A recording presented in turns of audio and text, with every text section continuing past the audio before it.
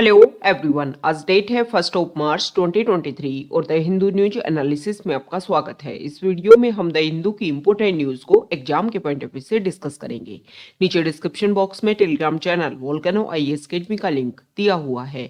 आप Telegram channel Volcano IAS academy के साथ में जुड़ सकते हैं। वहां पर हर exam means UPSC, state PCS and other exams के पॉइंट ऑफ व्यू से काफी इंपोर्टेंट इंफॉर्मेशन आप सभी के साथ में शेयर की जाती है। तो चलो स्टार्ट करते हैं। वीडियो को स्टार्ट करेंगे एक ज्योग्राफिकल मैप क्वेश्चन के साथ में।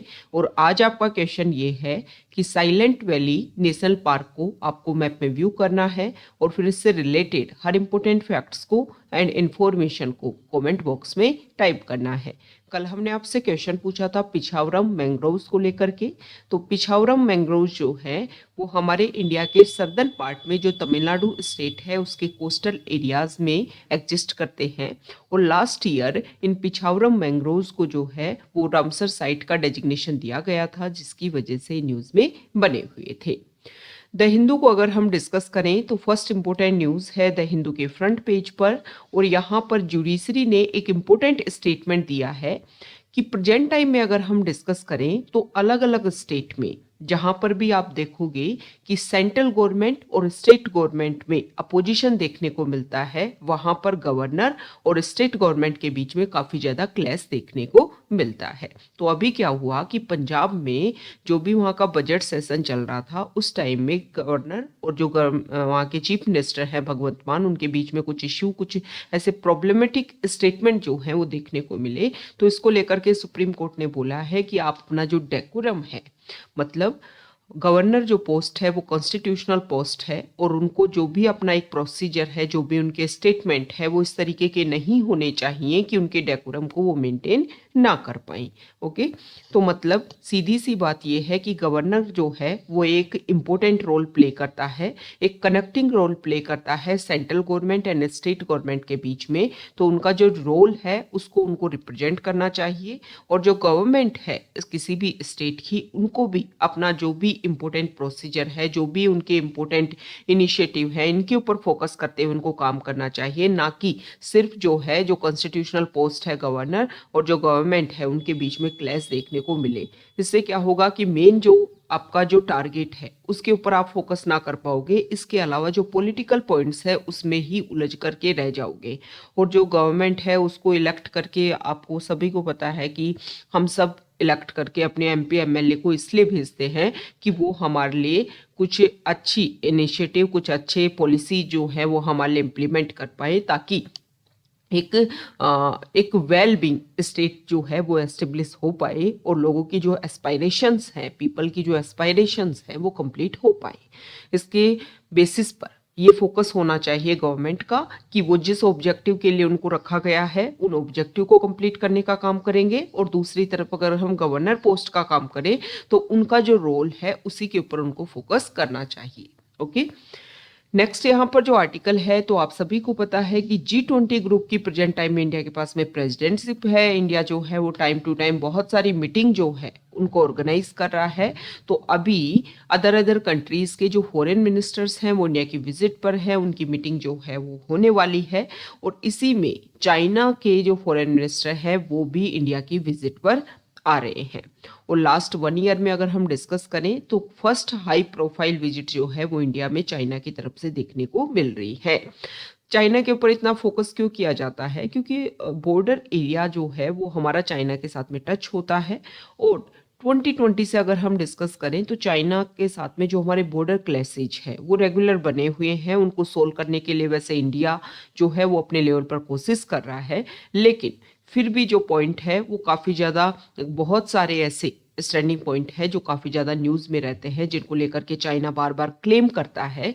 तो अगर दोनों कंट्रीज़ के रिलेशन जो है वो बेहतरीन होते हैं तो हमारे बॉर्डर एरियाज इशू जो हैं उनको भी हम अच्छे से सॉल्व कर पाएंगे।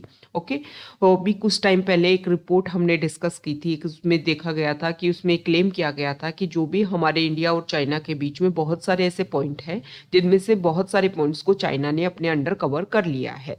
तो इस तरीके की जो इशू है जो भी हमारे बॉर्डर एरियाज है, जैसे कि अरुणाचल प्रदेश वाला जो मैक्सिमम रीजन है उसके ऊपर चाइना जो है वो अपना क्लेम करता है। तो ये जो इशू है वो तभी सोल्व हो पाएंगे जब दोनों कंट्री जो हैं वो अब डिस्कशन के मोड पर आए और उनके थ्रू जो है जो भी इशू है, जो भी बॉर्डर लैंड एरिया डिस्प्यूट है, उनको हम सोल्व कर पाएं। तो उसके लिए डिस्कशन होना तो स्टार्ट होना तो जरूरी है ना। और डिस्कशन कब स्टार्ट होगा? जब दोनों कंट्रीज के रिलेशन जो है वो बेहतरीन रहेंगे। तो नेक्स्ट यहाँ पर नेक्स्ट पेज पर जो है वो अभी 1 मार्च से 4 मार्च तक जो है हरियाणा में जो गुरुग्राम जो जगह है, जिसको पहले गुड़गांव के नाम से जानते थे, वहाँ पर जो है वो मीटिंग होने वाली है और first anti corruption working group meeting जो है वो यहाँ पर होगी। इसमें G20 के जो डेलीगेट्स हैं वो पार्टिसिपेट कर रहे हैं और हमारी जो थीम है G20 ग्रुप की जो प्रेसिडेंटशिप है इंडिया के पास में, उसकी जो थीम है वो आप सभी को पता है, वसुधैव कुटुंबकम, one earth one family one future. Okay, तो यहाँ पर इंडिया जो है अभी G20 ग्रुप की जो प्रेसिडेंटशिप है उस टाइम में इंडिया फोकस कर रहा है अलग अलग पॉइंट को लेकर के कि हर पॉइंट को जो है वो हम टारगेट करें। साथ ही साथ में इंडिया का मेन ऑब्जेक्टिव ये है कि G20 ग्रुप के टाइम में हमारी जो प्रेसिडेंटशिप है उस टाइम जो है वो हम डेवलपिंग कंट्रीज को अच्छे से रिप्रेजेंट करें, उनके जो जो इश्यूज हैं उनको भी यहाँ पर रिप्रेजेंट किया जा सके। नेक्स्ट इंपोर्टेंट आर्टिकल अगर हम डिस्कस करें स्टेट पेज पर, तो यहाँ पर देखो दिल्ली में जो ग्रीनरी रीजन है उसको और ज़्यादा इंक्रीज करने के लिए वहाँ के जो सीएम हैं उन्होंने जो अपना एनुअल प्लांटेशन प्रोग्राम जो है वो लॉन्च किया है और 52 लाख सैपलिंग्स का गोल जो है उन्होंने रखा है कि इतने नए पेड़ पौधे जो हैं, प्लांट जो हैं वो यहाँ पर लगाए जाएंगे। लेकिन बेसिक टारगेट ये होना चाहिए कि जो भी आपका एक्शन है, जो भी जैसे कि आपने यहाँ पर प्रोग्राम लॉन्च किया है कि ग्रीन एक्शन प्लान 2023, इसका मेन टारगेट ये होना चाहिए कि जितने भी सैपलिंग्स इंप्लीमेंट किए जाएं उसमें से मैक्सिमम जो है वो सर्वाइवल स्टेज में रह सके और एज ए ट्री जो है वो अपने आप को कन्वर्ट कर पाए। नेक्स्ट यहाँ पर जो आर्टिकल है, यहाँ देखिए साउथ पेज पर, तो यहाँ पर हम डिस्कस करेंगे कि राजस्थान का वेस्टर्न पार्ट आप सभी को पता है कि थार डेजर्ट एरिया है और वहाँ पर वाटर की जो है वो काफ़ी ज़्यादा क्राइसिस देखने को मिलता है। तो वहाँ पर अलग अलग इनिशिएटिव हैं, एंशियंट टाइम से ही वाटर हार्वेस्टिंग सिस्टम जो है वो वहाँ पर देखने को मिलता है। तो वो बाड़मेर जो रीजन है वहाँ पर टांका बनाए जाते हैं, मतलब बड़े बड़े जो है वो एक तालाब तरीके से घर में जो है इस तरीके का कंस्ट्रक्शन किया जाता है जिससे रेन वाटर जो है उन सबको हार्वेस्ट किया जाता है, फिर उसको जो है वो कंप्लीट 1 ईयर तक उस वाटर को यूज किया जाता है। लेकिन वहां पर क्या देखने को मिला कि इतनी बड़ी बड़ी कंस्ट्रक्शन, इतनी बड़ी बड़ी जो कंस्ट्रक्शन किया जाता है टांका के नाम से जिसको हम जानते हैं, तो फैमिली कुछ इशू हुआ तो बहुत बार क्या है वहाँ पर जैसे कि विमेन जो है वो अपने बच्चों के साथ में उस टांका में कूद गई, जिसकी वजह से बहुत सारे विमेन की जो है वो डेथ देखने को मिलती है। तो इसी इशू को सोल्व करने के लिए वहाँ का जो एडमिनिस्ट्रेशन है उन्होंने यूनिसेफ के साथ में मिलकर के और साथ ही साथ में और भी अदर लेवल पर जो है वो जॉइंटली एक प्रोसीजर एस्टेब्लिश किया है कि जो भी वहाँ पर टांका है उनको इस तरीके से कवर करवाया जाएगा और उसमें फिर क्या किया जाएगा, इस तरीके से जो है एक स्मॉल हेडपम्प जो है वो एस्टेब्लिश किया जाएगा जिसके थ्रू जो है आप वाटर को बाहर निकाल सकते हो। ओके, तो कवर भी रहेगा, वाटर भी कवर रहेगा, जिससे वाटर क्लीन भी रहेगा और जो अदर इशू सुसाइड इश्यू जो यहाँ पर देखने को मिलते हैं उसको भी सॉल्व किया जा सकेगा। तो हमारा यहाँ पर इस आर्टिकल को डिस्कस करने का मेन टारगेट ये था कि आपको पता होना चाहिए कि राजस्थान में जो है वो डेजर्ट एरिया में किस तरीके से वाटर को हार्वेस्ट किया जाता है और कौन कौन सी ये जो जैसे वहाँ पर कंस्ट्रक्शन जो भी इस तरीके की जैसे कि टांका वहाँ पर बनाया जाता है, तो ये आपको पता होना चाहिए। जैसे कि आपको आंसर लिखना है या वाटर हार्वेस्टिंग सिस्टम के ऊपर आपको आंसर लिखना है, तो आप इस तरीके का प्रोसीजर, इस तरीके के स्पेसिफिक टर्म लिख सकते हो कि राजस्थान में इस तरीके का कंस्ट्रक्शन किया जाता है जिसको टांका बोलते हैं और जिसका यूज जो है उसमें वाटर को स्टोर करके फिर complete through out the year जो है उस वाटर का यूज किया जाता है। ओके, तो जब इस तरीके के स्पेसिफिक टर्म जब आप लिखते हो ना अपने आंसर में, अब देखो आंसर एक आपने लिखा, जैसे आपको क्वेश्चन दिया गया उसमें आपको आंसर लिखना है कि वाटर हार्वेस्टिंग के बारे में आप बोल दिया कि इस तरीके से रेन वाटर जो है उसको स्टोर कर लेना चाहिए, ये कर लेना चाहिए। लेकिन स्पेसिफिक जब आप उसमें एक एग्जाम्पल दोगे, स्पेसिफिक कोई टर्म दोगे, तो जो आंसर जो चेक करते हैं उनको भी लगता है कि जो भी स्टूडेंट हैं उन्होंने डीप नॉलेज जो है वो इस टॉपिक की उनको है, उनको ये भी पता है कि इस तरीके के इशू को सॉल्व करने के लिए किस तरीके से हमारे इंडिया में अलग अलग एरिया में जो है उसको उस इशू को सॉल्व करने के लिए जो है वो अलग अलग इनिशिएटिव एस्टेब्लिश किए गए हैं। और एक एडमिनिस्ट्रेटर में यही तो क्वालिटी होनी चाहिए ना कि आप जिस एरिया में अपॉइंट हो, आपके वहाँ पर जो भी प्रॉब्लम है उसका सॉल्यूशन आप डिसाइड करो, आप देखो कि आपके सिमिलर कहाँ पर सेम कंडीशन है और वहाँ पर क्या प्रॉब्लम है, उसका सॉल्यूशन जो है वो कैसे निकाला गया। ओके, तो उसको आप अपने एरिया में एस्टेब्लिश करो। तो एक एडमिनिस्ट्रेटर जो है उसमें अवेयरनेस जो है वो सबसे ज़्यादा होना जरूरी है। उसको पता होना चाहिए कि हमारे आसपास वाले एरिया में, हमारे कंट्री में, हमारे वर्ल्ड में जो है वो क्या क्या प्रोसीजर चल रहा है और किस प्रॉब्लम का क्या सोल्यूशन देने की कोशिश की जा रही है। तो एडमिनिस्ट्रेटर जो है वो एज ए सोल्यूशन देने का काम करता है। तो यही चीज़ें जो है वो आपको अपने आंसर में रिप्रेजेंट करनी है कि जो भी प्रॉब्लम है उनका सोल्यूशन देने के लिए आपके पास में बेसिक नॉलेज है, अवेयरनेस है और आप फोकस करते हो जो भी डेली इशू है उन सब के ऊपर। आपको पता है कि इस प्रॉब्लम का जो है ये सॉल्यूशन हो सकता है। ओके, नेक्स्ट इंपॉर्टेंट आर्टिकल है एडिटोरियल पेज पर, और आज हम एडिटोरियल पेज पर 2 आर्टिकल डिस्कस करेंगे। यहाँ पर जो आर्टिकल है राइटर ने फोकस किया है अडॉप्ट ए हेरिटेज स्कीम को लेकर के। तो आप सभी को पता है कि इस स्कीम में क्या किया जाता है, जो भी private firm, company, public sector unit जो हैं वो क्या कर सकती हैं, किसी भी हेरिटेज साइट को जो है अडॉप्ट कर सकती हैं और उसको जो है फोकस करते हुए क्या कर सकती हैं, उसको इवेल्युएशन करने में, उसको प्रॉपर तरीके से एस्टेब्लिश करने में जो है वो काम करेंगी। मतलब जो भी CSR रिस्पॉन्सिबिलिटी है कंपनीज की, जिसमें डिसाइड किया जाता है कि जो भी आपका प्रॉफिट है उसका 2% जो है वो आप खर्च करोगे वेलफेयर स्कीम्स के लिए, तो ये पैसा जो है वो इसमें खर्च कर सकती हैं किसी भी हेरिटेज साइट को। मतलब आपके आसपास एरिया में मान लो कोई फोर्ट एरिया है, उसको जो है किसी कंपनी ने ले लिया, कंपनी का वो 2% जो पैसा है, जो बेनिफिट है, उसको यहाँ पर इन्वेस्ट करेगी और इस फोर्ट को डेवलप करने का काम करेगी।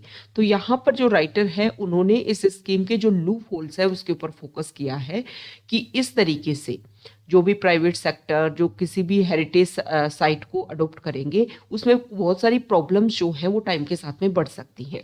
जैसे कि उन्होंने ये बताया कि हम क्या कर रहे हैं कि जो भी, जैसे कि गवर्नमेंट का ये मानना है कि आर्कियोलॉजिकल सर्वे ऑफ इंडिया के अंडर जो रजिस्टर्ड है या जो भी हमारी फोर्ट साइट है वो एक तरीके से लिस्ट अवेलेबल करवा दी जाएगी गवर्नमेंट के द्वारा, और जो भी प्राइवेट सेक्टर है, जो भी बिजनेस है, वो किसी भी एक साइट को जो है वो अडॉप्ट कर लेंगे। ओके, फिर उसके प्रोटेक्शन का काम करेंगे।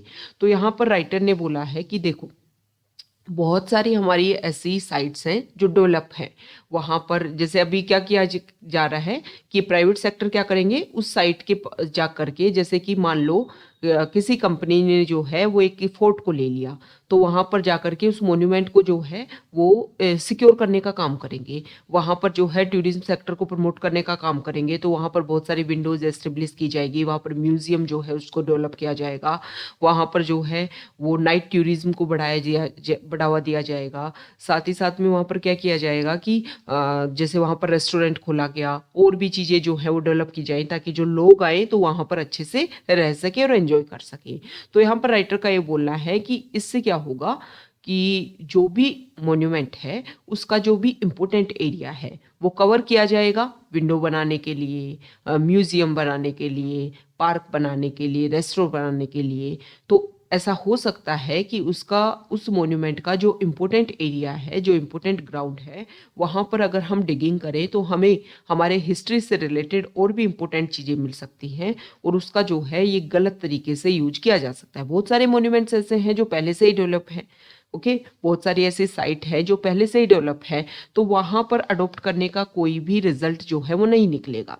राइटर ने बोला है कि अभी क्या होता है, जैसे कोई कंपनी ले लेगी तो फिर वो अपनी तरीके से जो टूअर्स है वो वहाँ पर एस्टेब्लिश करेगी। ओके, मतलब जो भी गाइडेंस प्रोवाइड करते हैं वो अपने लेवल पर एस्टेब्लिश करेगी। अभी क्या होता है कि किसी भी हेरिटेज साइट के जो लोकल एरिया में जो लोग होते हैं वो वहाँ पर जो टूरिस्ट आते हैं उनको अपना जो भी पास्ट का जो भी कलरफुल चीज़ें उन्होंने सीखी हैं, समझी हैं, जो सुनी है, वो सब कुछ वहाँ पर टूरिस्ट को समझाते हैं। बाहर से टूरिस्ट आए, बाहर से टूर आएंगे, गाइडर आएंगे, वो क्या करेंगे, सिर्फ बुक पढ़ेंगे, चीज़ों को देखेंगे और वो चीज़ें जो है वो टूरिस्ट को समझाएंगे। लेकिन जो लोकल है उनका कनेक्टिविटी उस हेरिटेज साइट से ज़्यादा अच्छे से है।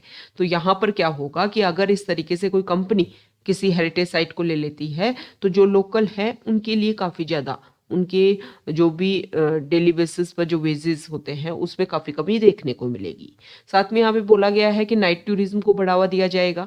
तो नाइट टूरिज्म को बढ़ावा दिया जाएगा तो मतलब जो इलेक्ट्रिसिटी है वो इसके लिए आपको ज़्यादा चाहिएगी। मतलब आपके लोकल एरियाज़ में जो भी रूरल एरियाज़ है, हॉस्पिटल्स हैं, वहाँ पर इलेक्ट्रिसिटी की जो है वो कमी रिडक्शन देखा जाएगा, क्योंकि वहाँ पर आपको थ्रू आउट नाइट जो है वो इलेक्ट्रिसिटी चाहिए।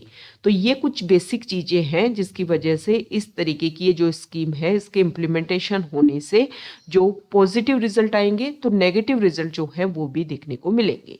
अब राइटर ने इसका सॉल्यूशन देने की क्या कोशिश की है कि देखो, हम फोकस कर रहे हैं कि कोई भी कंपनी जो है वो अपनी CSR जो रिस्पॉन्सिबिलिटी है उसका मनी जो है वो खर्च करे किसी भी हेरिटेज साइट पर।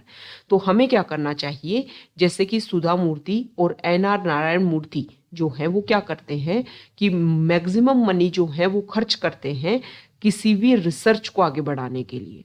ओके, तो कंपनीज भी क्या करें कि जो भी हमारी यूनिवर्सिटीज हैं जहां पर रिसर्च, फेलोशिप, ये सारे प्रोग्राम चलते हैं, तो हमारी इस हिस्ट्री को हम चाहते हैं ना सिक्योर हो हमारी हिस्ट्री, तो हम उस रिसर्च को जो है वो ज़्यादा से ज़्यादा बढ़ाएं। रिसर्च ज़्यादा से ज़्यादा बढ़ेगा तो हमारी जो भी हेरिटेज साइट हैं वो तो सिक्योर रह ही पाएंगी, क्योंकि वहाँ जा करके तो सारे रिसर्च होने ही है। तो इनडायरेक्टली जो है वो हम इस तरीके से जो है वो हमारी हेरिटेज साइट को सिक्योर कर सकते हैं। दूसरा उन्होंने यहाँ पर दिया है कि हमारी बहुत सारी हेरिटेज साइट जो है वो टाइम के साथ में अलग अलग इशू, जैसे कि महाराष्ट्र में जो कोस्टल एरिया में जो साइट है इम्पोर्टेंट साइट्स, वो सी लेवल इंक्रीज होने की वजह से इफेक्ट हो रही हैं, बहुत सारे फोर्ट्स हैं। इसके अलावा लद्दाख में जो है वो टेम्परेचर बढ़ने की वजह से, टेम्परेचर में काफ़ी ज़्यादा फ्लक्चुएशन देखने की वजह से जो है वहाँ पर काफ़ी ज़्यादा इशू, हायर रेनफॉल जो है वहाँ पर हाई रेनफॉल देखने को मिलता है, जिसकी वजह से वहाँ के जो स्टूको जो हाउस है वहाँ पर क्रैम्बल देखने को मिल रहा है। साथ ही साथ में शेखावटी, मतलब राजस्थान का जो सीकर, झुंझुनू, चूरू वाला जो रीजन है वहाँ पर टेम्परेचर में फ्लक्चुएशन काफ़ी ज़्यादा देखने को मिल रहा है। तो शेखावटी के जो मुराल्स हैं वो भी पीलिंग अवे हो रहे हैं, मतलब खत्म हो रहे हैं, डिस्ट्रॉय हो रहे हैं। तो यहाँ पर क्या करना है, ये एग्जाम्पल दिए गए हैं कि हमारी हेरिटेज साइट जो है वो इस तरीके से खत्म हो रही है बहुत सारे क्लाइमेटिक इशू की वजह से। तो इनको प्रिजर्व करने के लिए हम फोकस करें, जिसकी वजह से हमारी जो हेरिटेज साइट है वो सिक्योर भी हो पाएगी और जो हमारा रिसर्च है वो भी आगे बढ़ पाएगा और सारे जो प्रॉब्लम है वो सॉल्यूशन देखने को मिलेंगे। और लोकल लेवल में जो भी इश्यूज क्रिएट होंगे इस अडोप्टेड हेरिटेज साइट की, अडोप्टेड हेरिटेज स्कीम की वजह से, ये भी प्रॉब्लम जो है वो क्रिएट नहीं होंगी। ओके, तो हमें फोकस करना चाहिए प्रॉब्लम के बेसिक सॉल्यूशन के ऊपर, और हमें फोकस करना चाहिए कि हमारी जो हेरिटेज साइट है वो प्रोटेक्ट हो। तो उसका सॉल्यूशन ये है कि हम रिसर्च को जो है वो ज़्यादा से ज़्यादा बढ़ावा दें, ताकि जब रिसर्च बढ़ेगा तो जो भी हमारी हेरिटेज साइट है वो भी प्रोटेक्ट हो पाएंगी। तो यहाँ पर फोकस किया गया है कि G20 ग्रुप की आपके पास में प्रेसिडेंटशिप है, आप फोकस कर रहे हो हमारे इंडिया के अलग अलग एरिया में। तो इससे क्या होगा, अलग अलग हेरिटेज साइट के ऊपर फोकस करते हुए आपने बहुत सारे मीटिंग जो हैं, 200 लगभग मीटिंग जो हैं वो इंडिया के अलग अलग कॉर्नर में जो है वो ऑर्गेनाइज की जाएंगी। तो इससे हमारा हेरिटेज सेक्टर जो है वो काफ़ी ज़्यादा एक तरीके से पावरफुल तरीके से हम उसको रिप्रेजेंट कर पाएंगे। तो टूरिज्म सेक्टर तो वैसे ही हमारा प्रमोट होगा, बस हमें फोकस करना है इन बेसिक प्रॉब्लम के ऊपर। नेक्स्ट इंपोर्टेंट आर्टिकल है, यहाँ पर देखिए। तो देखो यहाँ पर अभी क्या हुआ है, हमारे वर्ल्ड लेवल पर 16 कंट्री जो हैं उन्होंने अपना एक एफर्ट लॉन्च किया है, और इस एफर्ट को जो है वो लीडिंग दे रहा है वनुआतू, जो एक स्मॉल आइलैंड कंट्री है पैसिफिक ओशन में। तो यहाँ पर ये क्या कर रहे हैं, वनुआतू ने क्या किया है कि देखो क्लाइमेट चेंज की वजह से सी लेवल इंक्रीज हो रहा है, बहुत सारी कंट्रीज इफेक्ट हो रहे हैं क्लाइमेट चेंज की वजह से, अदर अदर प्रॉब्लम जो है वो बढ़ रही हैं। तो वनुअतु और अदर कंट्रीज ने डिसाइड किया है कि हम इस केस को लेकर के जाएंगे इंटरनेशनल कोर्ट ऑफ जस्टिस में। इंटरनेशनल कोर्ट ऑफ जस्टिस जो है वो दो काम करता है, एक तो कोई प्रॉब्लम हो, जैसे दो कंट्री के बीच में कोई प्रॉब्लमेटिक इशू हो तो उसको सॉल्व करने का काम करता है। ओके, मतलब उसके आईसीजे के जुरिडिक्शन जो है वो दो टाइप के हैं, एक तो कंटेंटियस, मतलब अगर झगड़े की जमीन है तो उसका सॉल्यूशन या जो भी इशू है उसको सोल्व करने का, और दूसरा होता है एडवाइजरी, एडवाइजरी देने का काम भी करता है। लेकिन जिस तरीके से हम देखते हैं कि जो अगर कोई इशू है दो कंट्री के बीच में या कोई भी प्रॉब्लम है उसका सॉल्यूशन देने का काम करता है, तो एक तरीके से एप्लीकेबल होता है दोनों कंट्रीज के ऊपर। लेकिन एडवाइजरी जो कंडीशन है आईसीजे की, इंटरनेशनल कोर्ट ऑफ जस्टिस की, वो बाइंडिंग नहीं होती है। ओके, तो यहाँ पर क्या किया जाएगा, देखो एडवाइजरी जुरिडिक्शन में क्या होता है, United nation general assembly, security council और जो भी स्पेशलाइज्ड बॉडी होती है यूनाइटेड नेशन की, वो ICJ international court of justice को रिक्वेस्ट कर सकती हैं कि ये एक इशू है, इसके ऊपर आप अपने जो प्रोविजन है, जो अपने ओपिनियन है वो हमें दीजिए। तो अब वनाउतुन जो है और जो अदर कंट्री 16 कंट्री जो है 15 कंट्रीज, उन्होंने मिलकर के कुछ क्वेश्चन रखे हैं आईसीजे के सामने और उनको ये बोला है कि भाई आप इन क्वेश्चंस के आंसर जो है वो देने की कोशिश करो। अब क्वेश्चन क्या है पहले तो आप ये समझ लो। फर्स्ट क्वेश्चन तो ये रखा गया है कि हमारी जो प्रेजेंट टाइम की जनरेशन है और फ्यूचर की जो जनरेशन होगी हमारी, उसकी वजह से जो ग्रीन हाउस गैस का एमिशन देखने को मिल रहा है, तो इसकी वजह से क्लाइमेट सिस्टम को हम कैसे प्रोटेक्ट करें। और दूसरा यहाँ पर जो क्वेश्चन दिया गया है कि जो भी कंट्रीज हैं उसकी वजह से अगर क्लाइमेट चेंज इफेक्ट होता है तो उन सारे जो कॉन्सिक्वेंसेज हमें देखने को मिलते हैं उनको कैसे रेगुलेट किया जाए। मतलब सीधी सी बात यह है कि जो डेवलप्ड कंट्रीज हैं उनकी क्या रिस्पॉन्सिबिलिटी है। तो यहाँ पर इस आर्टिकल में बताया गया है, इन क्वेश्चंस के थ्रू यहाँ पर आंसर देने की कोशिश की गई है कि आईसीजे क्या करेगा। वैसे अगर हम प्रेजेंट टाइम में देखें तो क्लाइमेट चेंज को टारगेट करते हुए बहुत सारे ऑर्गेनाइजेशन हैं। ओके, COP27 की मीटिंग हुई, उसमें भी डिस्कस किया गया।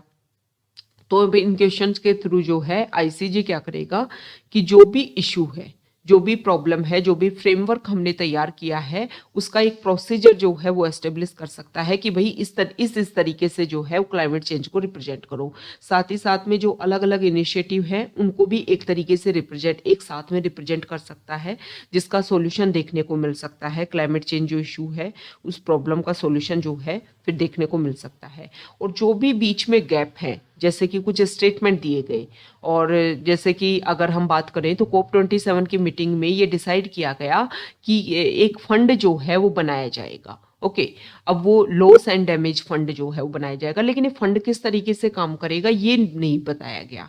तो यहाँ पर अब आईसीजे जो है वो लॉस एंड फंड डैमेज जो डैमेज फंड जो है, लॉस एंड डैमेज फंड जो है, इसके प्रोसीजर को भी बता सकता है कि इस तरीके से ये फंड जो है काम करेगा, कौन कौन से कंट्रीज इसमें फंडिंग देंगे, किन किन कंट्रीज को इसका बेनिफिट देखने को मिलेगा।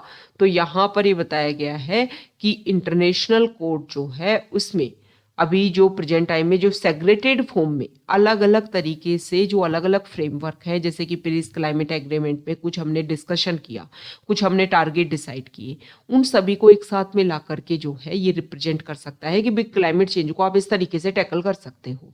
और दूसरा यहाँ पर बताया गया है, राइटर ने बोला है कि सिर्फ इंटरनेशनल कोर्ट ही नहीं, इसके अलावा इंटरनेशनल हम्बर्ग में जो international tribunal for the law of the sea जो है, यहाँ पर भी क्वेश्चन किया गया है। तो ये भी देखो, क्लाइमेट चेंज होने की वजह से सी लेवल बढ़ रहा है, टेम्परेचर बढ़ रहा है, एसिडिफिकेशन सी में बढ़ रहा है, और भी अदर इशू बढ़ रहे हैं।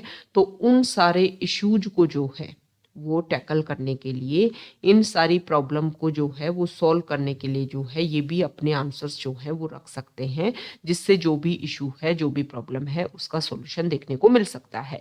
तो बेसिक लेवल पर आप ये समझ लो कि जो भी ऐसे ऑर्गेनाइजेशन है जो एडवाइजरी नेचर में अपना जो स्टेटमेंट देते हैं, वहाँ पर जो है क्वेश्चंस किए जा रहे हैं, ताकि जो अलग अलग लेवल पर जो काम किया जा रहा है उन सबको एक जॉइंट फॉर्म में एस्टेब्लिश किया जा सके और क्लाइमेट क्लाइमेट चेंज जो एक बेसिक इशू है और जिसकी वजह से बहुत सारी प्रॉब्लम जो है वो क्रिएट हो रही हैं, उन सब का सॉल्यूशन जो है वो देखने को मिल सकता है।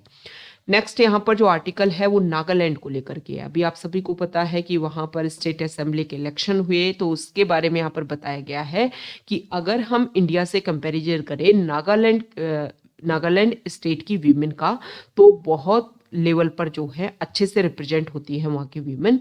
जैसे कि नागालैंड में 5 साल से मतलब 85% जो वीमेन है वो यहाँ पर स्कूल अटेंड करती हैं, जबकि हमारे इंडिया में अगर हम देखें तो 72% जो है वो ही वीमेन स्कूल अटेंड करती हैं। और 20 से 24 साल की एज में, इससे कम एज में जो है ओनली 6% वीमेन है जिनकी शादी होती है, मतलब 18 से पहले ही जिनकी शादी हो जाती है। और इंडिया में अगर देखें तो 23% ऐसी गर्ल्स हैं ऑल ओवर इंडिया में जिनकी शादी 18 से पहले हो जाती है। 29% नागालैंड वीमेन है जो एनेमिक है, मतलब उनमें ब्लड की कमी है और हीमोग्लोबिन की कमी है। और इंडिया में एवरेज जो है वो 29% का डबल है। इसके अलावा अगर हम देखें तो 99% मैरिड वीमेन जो है इंडिया में नागालैंड में जो है वो हाउस होल्ड डिसीजन में पार्टिसिपेट करती हैं। और यहाँ पर इंडिया में अगर हम देखें तो ये काफ़ी कम है। साथ ही साथ में हाउस होल्ड जो वायलेंस देखने को मिलता है वो सिर्फ 6% वहाँ पर देखने को मिलता है, जबकि इंडिया में ये फिगर जो है 5% ज़्यादा है। तो यहाँ पर बताया गया है कि नागालैंड जो है 1963 में स्टेट बना था, तब से लेकर के वहाँ पर अब तक 14 असेंबली इलेक्शन हुए हैं 1964 से 2018 के बीच में। और अभी तक देखो विमेन का इतना अच्छा लेवल है वहाँ पर, लेकिन वहाँ पर अभी तक 2018 तक जो है कोई भी एमएलए जो है वो वहाँ पर नहीं चुनी गई है। अगर हम स्टार्टिंग में बात करें तो देखो पार्टिसिपेट ही नहीं करती थी, कैंडिडेट के रूप में विमेन खड़ी ही नहीं होती थी। लेकिन लास्ट 2 इलेक्शन से जो कर रहा है, इन 2 इलेक्शंस इट वाज जस्ट 1, मतलब कुछ कैंडिडेट जो है वो वहाँ पर खड़ी हो रही है। अभी 2023 में जो इलेक्शन हुए इसमें 183 कैंडिडेट जो हैं वो लाइन में हैं और इसमें सिर्फ 4 जो है वो विमेन कैंडिडेट हैं, आप ये मानिए। और जीता तो अभी तक कोई नहीं है, अब जो रिजल्ट आए उसमें हो सकता है कि कोई जीत जाए। तो यहाँ पर ये देखिए कि डेमोक्रेसी में पॉलिटिक्स में जो है विमेन का पार्टिसिपेशन नागालैंड में काफ़ी कम है, जबकि वहाँ पर विमेन की कंडीशन जो है वो इंडिया से अगर हम कंपैरिजन करें तो काफ़ी अच्छी है। नेक्स्ट जो आर्टिकल है वो टेक्स्ट पेज पर, तो यहाँ पर देखो अभी क्या किया गया है कि ई फार्मेसी जो है, मतलब ऑनलाइन जो आप क्या मंगवाते हो, मेडिसिन मंगवाते हो, उनको यहाँ पर बैन किया गया है इंडिया में। इसका बेसिक क्या है कि जो हमारे ऑफलाइन में जो भी ड्रग सेंटर, मेडिसिन सेंटर चलते हैं, उन सब ने जो है वो यहाँ पर गवर्नमेंट के ऊपर प्रेशर क्रिएट करने की कोशिश की है कि पूरे कंट्री में जो है वो एजिटेशन देखने को मिलेगा अगर ई फार्मेसी को बैन नहीं किया गया तो।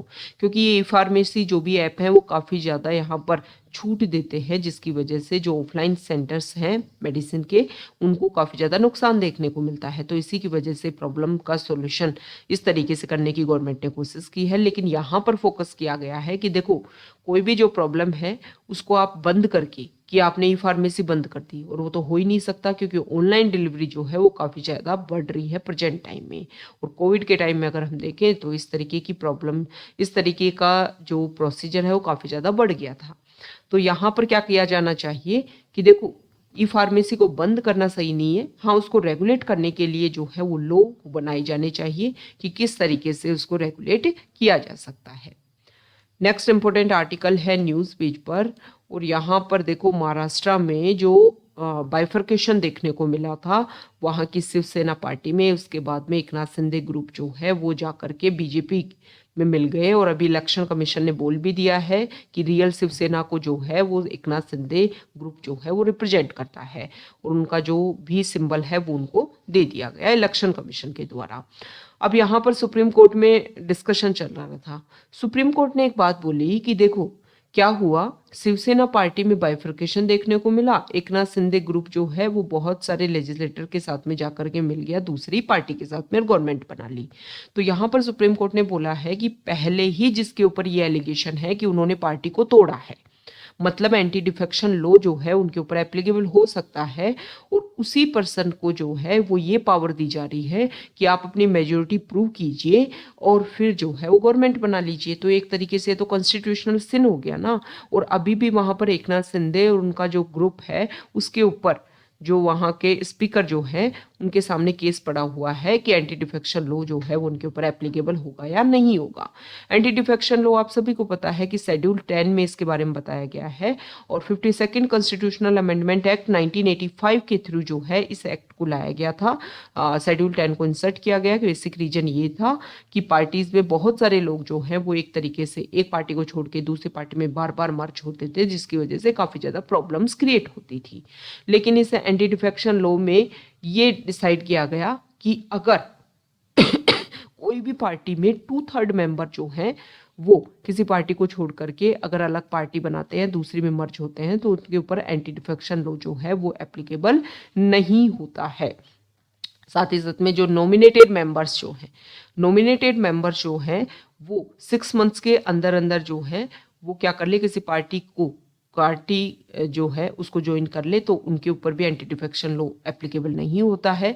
इंडिपेंडेंट मेंबर जो है वो किसी भी पार्टी को नहीं ज्वाइन कर सकता है। हाँ, वो किसी पार्टी को सपोर्ट कर सकते हैं लेकिन ज्वाइन नहीं कर सकता है इंडिपेंडेंट मेंबर। ओके, आपको ये बात ध्यान में होनी चाहिए कि एंटी डिफेक्शन लॉ जो है वो एप्लीकेबल होता है जो इलेक्टेड मेंबर्स होते हैं, चाहे एमपी हो या फिर एमएलए हो, सिर्फ उनके ऊपर। अगर कोई पार्टी का मेंबर है ना, किसी जैसे मान लो कोई बीजेपी का मेंबर है नॉर्मली, ओके, और तो उसके ऊपर एप्लीकेबल नहीं होगा कि वो बीजेपी छोड़ के उसने कांग्रेस ज्वाइन कर ली, उसके ऊपर एप्लीकेबल नहीं होता एंटी डिफेक्शन लॉ। किसके ऊपर एप्लीकेबल होता है? जो पार्टी से किसी सीट के ऊपर खड़े हुए, वहां से जीत करके आ गए एमपी एमएलए के रूप में, तो उनके ऊपर एंटी डिफेक्शन लॉ जीतने के बाद में, मान लो बीजेपी से जीत करके आए और जीत करके आते बोलते हैं हम तो कांग्रेस ज्वाइन करेंगे, तो एक तरीके से लोगों का जो मतलब लोगों ने हो सकता है ना कि बीजेपी पार्टी को रिप्रेजेंट कर रहे हैं तब उनको जिताया हो, उनकी जो आइडियोलॉजी है उसके बेसिस पर उनको जिताया गया हो, और यहाँ पर आप छोड़ करके दूसरी पार्टी आ रहे हो, मतलब आप तो आइडियोलॉजी अपनी चेंज कर रहे हो। तो इसके बेसिस पर जो डेमोक्रेसी के जो बेसिक रूल है उनको भी डिफीट करता था ये, और इसी के बेसिस पर फिर एंटी डिफेक्शन लॉ लाया गया। तो एंटी डिफेक्शन लॉ में क्या होता है, जो स्पीकर होता है उसके पास में पावर होती है। ओके, लेकिन 1992 में एक कीहोतो केस आया। कीहोतो केस में जुडिशरी ने बोल दिया कि भाई देव, स्पीकर का जो इसमें रिजल्ट है ना एंटी डिफेक्शन लॉ में, वो फाइनल नहीं है, इसको जो है वो क्वेश्चन किया जा सकता है। स्पीकर का जो रिजल्ट है उसको भी क्वेश्चन जो है वो जुडिशरी में किया जा सकता है।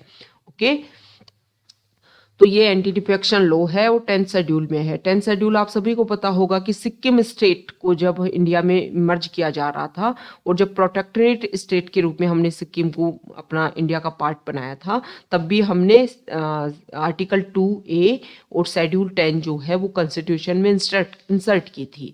लेकिन जब कंप्लीट सिक्किम जो है वो इंडिया का पार्ट बन गया तो ये 2A और शेड्यूल 10 को फिर डिलीट कर दिया गया, और दोबारा से जब 10th शेड्यूल आई तो वो एंटी डिफेक्शन लॉ के रूप में आई थी। ये बात आपको ध्यान में होनी चाहिए।